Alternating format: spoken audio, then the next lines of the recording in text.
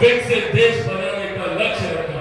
पहली बार कोई प्रधानमंत्री ने जमीनी स्तर पर कार्य करना शुरू किया भारत को विकसित देश बनाने को लेकर। आज से 1 दशक पहले अपने से कोई नहीं जानता था कि भारत की अर्थव्यवस्था कौन से पायदान पर है, पर आज हम लोग को गर्व होता है कि दुनिया में भारत की अर्थव्यवस्था 5वें नंबर पर है।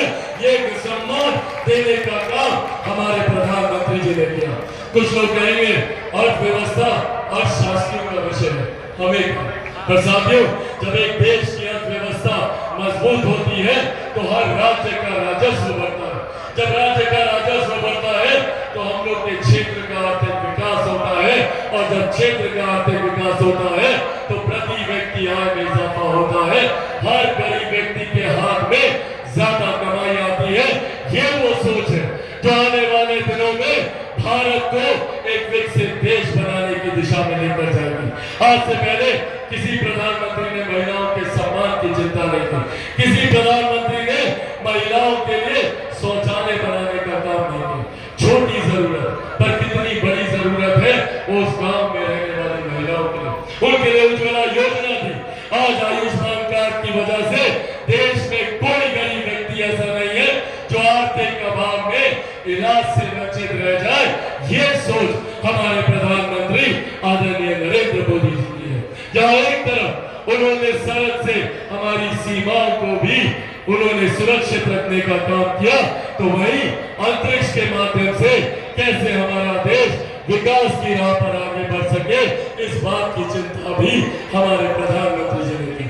पर साथियों, आज जब यहाँ आप लोगों के बीच मौजूद हो, कई लोग आएंगे, विपक्षी दलों के कई नेता झुंड बनाकर आएंगे, बड़ी बड़ी बातें करेंगे, जबकि हकीकत है ये वही लोग हैं जिनके ऊपर 55 साल तक केंद्र में हम लोगों ने भरोसा किया और 15 साल तक बिहार में हम लोगों ने भरोसा किया। जो लोग इतने साल तक बिहार का, देश का विकास नहीं कर पाए, आज जब ये लोग आते हैं तो इनके पास मुद्दा क्या है? ये मुद्दा उठाएंगे कि हम लोग इनहेरिटेंस टैक्स लेकर आएंगे। क्या है ये? क्या है ये विरासत का टैक्स? ये एक ऐसा टैक्स है जो आपकी जमीन, आपकी संपत्ति, जो भी जेवर जायदाद आप लोगों ने इकट्ठे किए हैं, जो भी गरीब किसान ने छोटी जमीन को अर्जित करके रखा हुआ है, या एक गरीब मजदूर ने जो जमीन अपनी अर्जित कर रखी है, उसका 55% हिस्सा ये लोग आप लोगों से छीन लेंगे। इससे पहले भी कई लोग नौकरी के बदले में आप लोगों से जमीन छीन चुके हैं। अब ये लोग एक व्यवस्थित तरीके से जमीन हड़पने के लक्ष्य के साथ आगे बढ़ रहे हैं। ऐसे में साथियों, हम लोगों को इस बात को ध्यान देना है कि जो हमारी जमीन हड़पता है हमें उसका साथ देना है, या जो हमें सम्मान देने का काम करता है हमें उसका साथ देना है। हमें इस बात का ध्यान रखना है कि जो हमारी माताओं बहनों को गाली देने का काम करता है, जो लोग महिलाओं का अपमान करते हैं, याद कीजिएगा 90 का वो दशक, जिस तरीके से जंगल राज की वजह से घर की महिलाएं बाहर नहीं निकल पाती थी, आज वही जंगल राज की आहट दोबारा सुनाई देने लगी है। जिस तरीके से राजद के नेताओं के सामने मेरे परिवार को गाली दी जाती है, गाली गलौज की सभ्य समाज में कहीं कोई जगह नहीं है, कोई स्थान नहीं। पर ऐसे में जब इस तरीके के शब्दों का इस्तेमाल किया जाता है और इनके नेता खामोश रहते हैं, ये इनकी सोच को दर्शाता है कि किस तरीके से। इसीलिए साथियों, आज आग्रह करने आया हूं। एक तरफ प्रधानमंत्री जी हैं जो हम लोग को सम्मान, विकास की राह पर आगे लेकर जाने का काम करते हैं, दूसरी तरफ वो लोग हैं जो अपने लाठी में तेल पिलाने का काम करते हैं। इन लोगों के पास कोई मुद्दा नहीं है, इसीलिए लोग मुद्दा उठाते हैं। कभी संविधान खत्म हो जाएगा, कभी आरक्षण खत्म हो जाएगा, कभी लोकतंत्र खत्म हो जाएगा। याद कीजिए 2015 का विधानसभा का चुनाव, पूरा चुनाव राजद के नेताओं ने आरक्षण समाप्त हो जाएगा, लिए चुनाव लड़ने का काम किया। आज 10 साल बीत गए, बताइए किसका आरक्षण छीना गया? ये डराने की राजनीति करने का काम महागठबंधन के लोग करते हैं, इससे सावधान रहने की जरूरत है। जिस तरीके से राहुल गांधी जी झूठ बोलने का काम करते हैं और ये बार बार मेरे प्रधानमंत्री ने हर मन से इसको दोहराने का काम किया। आदरणीय गृह मंत्री अमित शाह जी ने हर मन से दोहराने का काम किया। बार बार केंद्र की हमारी सरकार ने इस बात को स्पष्ट तौर से कहा है कि ना आरक्षण पर ना संविधान को लेकर किसी तरीके का कोई बदलाव होगा। और आज आप लोगों के सामने हाजीपुर की इस धरती पे खड़े होकर मैं मेरे नेता, मेरे पिता आदरणीय रामविलास पासवान जी के संघर्षों की कसम खाकर आप लोगों को यह विश्वास दिलाता हूं, ना संविधान को कोई खतरा है, ना आरक्षण को कोई खतरा है। साथियों, हमारी सरकार ने जात पात धर्म मजहब से उठकर तमाम तरीके की गरीब जन कल्याण की योजनाओं पर काम किया। आज की तारीख में, और इसका श्रेय मैं मेरे नेता, मेरे पिता आदरणीय रामविलास पासवान जी को दूंगा। आज भी देश में प्रधानमंत्री गरीब जन कल्याण अन्न योजना के तहत 81 करोड़ लोगों को मुफ्त में राशन दिया जा रहा है। ये देश हमारे प्रधानमंत्री जी और मेरे पिता आदरणीय रामविलास पासवान जी की है। आप लोगों को मिलता है ना राशन? किन लोगों को मिलता है? हाथ उठाकर बताइए, हाथ उठाकर बताइए। ये सोच है मेरे प्रधानमंत्री जी की, मुख्य धारा के साथ गरीबों को बाहर निकाल कर जोड़ने की। पिछले 10 सालों में 25 करोड़ से ज्यादा रहे, तो वही बिहारियों की जिम्मेदारी और बढ़ जाती है। आज एक लंबे समय के बाद बिहार में डबल इंजन की सरकार है।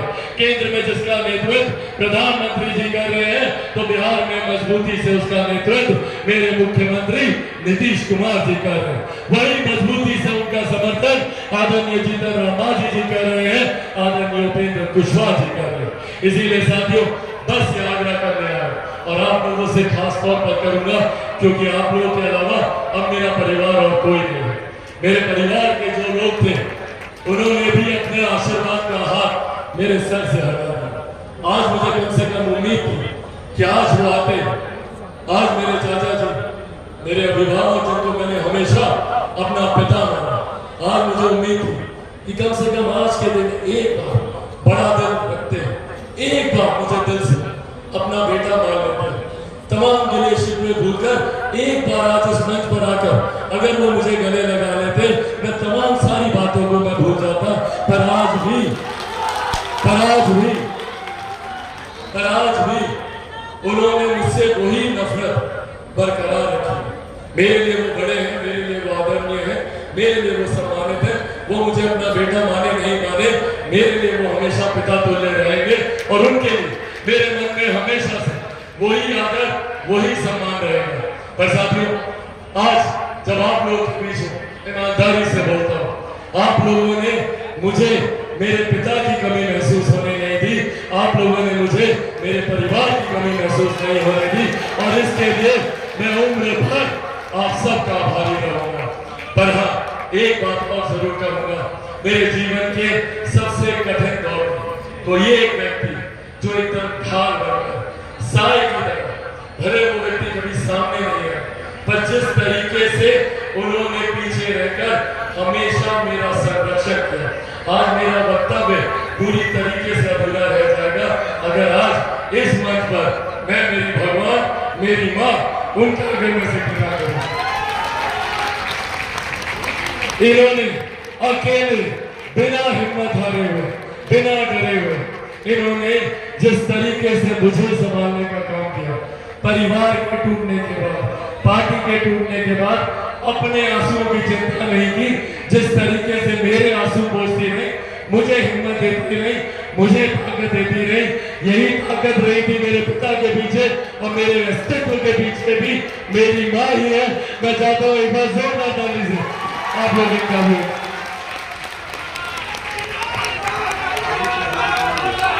मैं एक लाइन में बोलती नहीं हूँ मंच पर, तो मैं चाहूंगा एक लाइन बोले।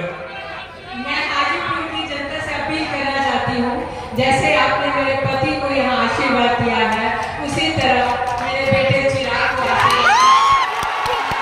सारी मतों से साथियों, मैं एक बार फिर से आप सबको धन्यवाद करता हूँ, आप सबको धन्यवाद करता हूँ। आप लोगों ने इतनी धूप में, मैं समझ सकता हूँ 6 घंटे से भी ज्यादा हो गया, 6 घंटे से जिस तरीके से आप लोगों ने धूप, गर्मी, धूल, मिट्टी की परवाह की, जिस तरीके से आप लोग यहाँ पर खड़े रहे, मेरे लिए ये प्यार ही बहुत है। आप लोगों ने इतना मुझे सम्मान दे दिया, मैं अपने आप को इसी में बहुत सौभाग्यशाली मानता हूँ। और मैं तमाम नेताओं का, अशरफ जी, मैं तमाम नेताओं का यहाँ पर धन्यवाद करूंगा जिन लोगों ने यहाँ पर आकर मुझे अपना आशीर्वाद दिया। मैं खास तौर पर मैं इनको केंद्रीय गृह राज्य मंत्री के तौर पर नहीं, मैं इनको मेरे पिता की जगह पर ही, मेरे पिता तुल्य, मेरे अभिभावक जिन्होंने मेरे पिता के जाने के बाद हर कदम पर मेरा साथ दिया, आदरणीय नित्यानंद राय जी, एक बार जोरदार ताली बजाकर आप लोग इनका स्वागत करें। इस सम्मानित मंच पर मौजूद मेरे भाई जनता दल यूनाइटेड के प्रदेश अध्यक्ष उमेश कुशवाहा जी, इस मंच पर मौजूद मेरे पिता के मित्र आदरणीय शहनवाज हुसैन जी, जिन्होंने हर समय मेरे पिता का साथ दिया और उनके जाने के बाद भी मजबूती से मेरे परिवार के साथ वो यहाँ पर खड़े रहे। इस सम्मानित मंच पर मौजूद हमारे विधायक, यहाँ पर मौजूद संजय सिंह जी, बनालगंज से हमारे आदरणीय विधायक साहब मौजूद, यहाँ पर हाजीपुर से हमारे विधायक जो हर कदम पर मजबूती से हमारा साथ देते, आदरणीय अवधेश भाव मौजूद यहाँ पर।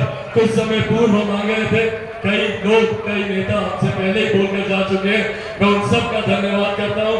रामा जी का भी एक बार जोरदार ताली बजाकर आप लोग स्वागत करें।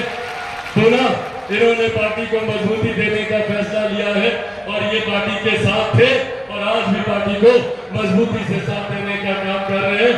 मौजूद इस सम्मानित मंच पर वैशाली से हमारे सांसद और अभी एनडीए